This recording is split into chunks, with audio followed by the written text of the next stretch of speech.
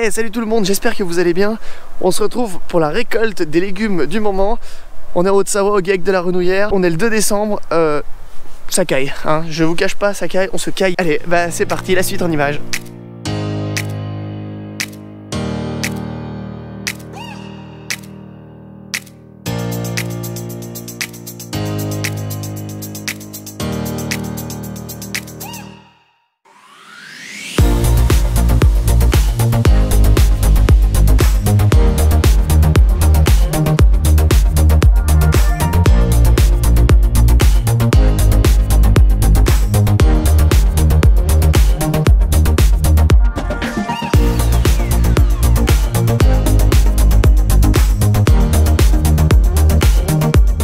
Bienvenue sur le Monde Agricole TV, on se retrouve pour une vidéo sur la récolte des légumes du moment. Bien sûr, la liste des légumes est non exhaustive. On est en Haute-Savoie, à Siers, au GEC de la Renouillère. C'est une exploitation maraîchère que je vous présenterai complètement dans une autre vidéo dédiée à ça. La culture des légumes, c'est très diversifié.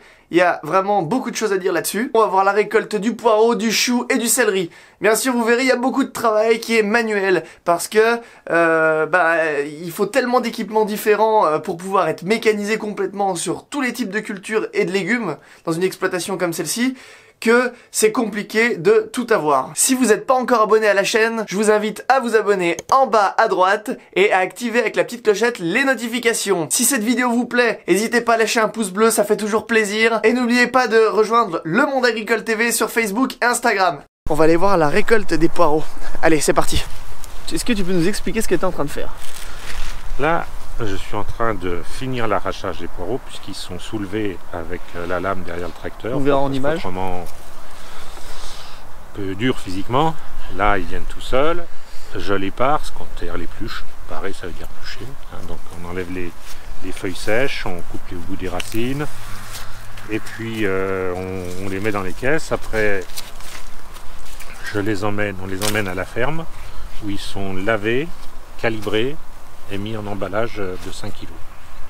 Niveau conservation, stockage, comment ça se passe? Alors, quand on les a lavés, on les met au frigo, plus 4. On les conserve le moins de temps possible.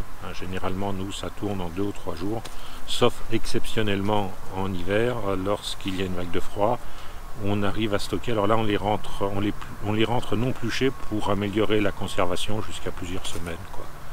Puis après, maintenant il y a des box, on les conserve droit, pour pas qu'ils se courbent quand ils sont comme ça. Voilà, c'est les petites choses. Mais d'une manière générale, on livre du produit frais. On n'aime pas livrer du produit qui a déjà une semaine ou deux, même si en apparence il est très frais, pour une raison bien simple. Le consommateur, lorsqu'il a le produit chez lui, s'il a déjà 2 semaines de frigo, ce produit va dépérir tout de suite. Parfois, certains disent « j'ai acheté une salade, un poireau, 2 jours après au frigo, il est venu tout sec, tout tordu. » C'est parce qu'il avait déjà 10-15 jours de conservation à 0+. Nous, c'est du produit frais, donc la ménagère qui achète, elle l'achète le samedi, jusqu'au samedi d'après, le poireau, il bouge pas, quoi.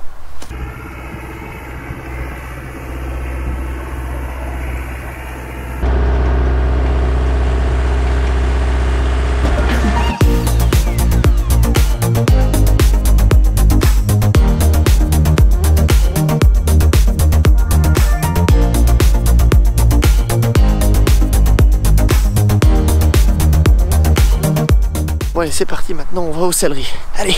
Bon alors, qu'est-ce que tu es en train de faire là? Là, on récolte les céleris. On va les rentrer avant le froid. Parce que ça annonce un petit peu de froid, donc on va essayer de les rentrer avant la fin d'année. Question, ça peut geler le céleri, c'est un problème si ça gèle? Bah si ça gèle, ça peut geler entre -4 et -6 si le gel reste toute la journée. Si ça dégèle pas, ça peut les faire pourrir à l'intérieur. Donc là c'est un peu pressé par le temps presque, parce que nous en Haute-Savoie il commence quand même à faire froid et... Bah ça annonce un petit peu de froid là cette semaine et puis un peu la semaine prochaine avec beaucoup de pluie, donc on va essayer de les rentrer au maximum. Parce qu'on va pas se mentir, on se caille mais grave. Ouais, il fait très froid. Ah ouais, là on n'a pas l'impression, on se caille de ouf, plein la terre, à genoux, hein, voilà. Ouais. Et les conditions justement pour ramasser les céleris, parce que vous avez pas, c'est pas mécanisé ça du coup sur votre exploitation? Non, en tout cas, pour l'instant, je sais pas si un jour ça le sera. Il y a une possibilité, on peut les arracher avec la récolteuse à patates, mais du fait avec les feuilles, c'est trop compliqué, il faudrait qu'on effeuille et on n'a pas le matériel, donc on fait à la force des bras. caisses et on y charge dans des palox. Oui, donc là vous faites quand même, là vous êtes 4, mais des fois vous êtes encore plus nombreux pour faire ça. Voilà, c'est ça. Donc c'est c'est un travail qui est presque complètement manuel, quoi. C'est 15 jours d'arrachage manuel si on fait qu'une demi-journée, quoi. Ouais, d'accord. Du coup, niveau conservation, parce que alors une fois que vous les avez mis dans les caisses, qu'est-ce que vous en faites? Dès qu'on les a mis dans les palox. Donc un palox, c'est ça.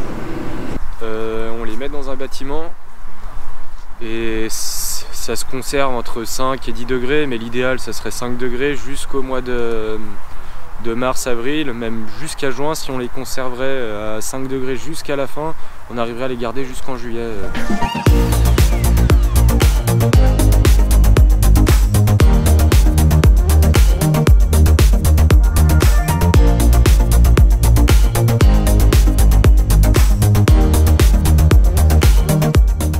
Direction la récolte des choux. Ça va? Le patron est gentil? On est sur la parcelle de choux. Alors le chou, comment ça se récolte? Manuellement, avec un couteau. Ok. On épiote les feuilles autour de la pomme. Ouais. Et on le coupe et on le met dans le palox. Ah ouais, tout simplement. Donc un petit peu finalement comme les céleris. Exactement, voilà. Sauf que du coup, la différence, c'est que le chou, il n'y a pas besoin de l'arracher, quoi. Non, s'il est en surface. Bah du coup, tu peux nous montrer comment ça se passe?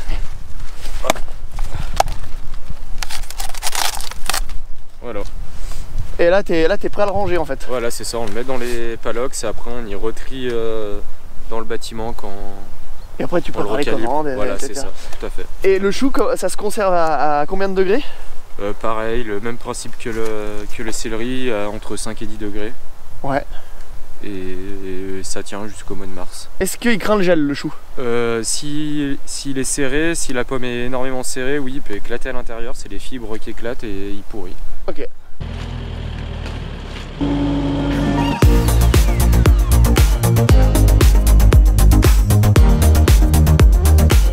Bon les amis, c'est la fin de cette vidéo. J'espère que ça vous a plu. N'oubliez pas le petit pouce bleu, de vous abonner. Je vous dis à la prochaine. Prenez soin de vous. Ciao ciao.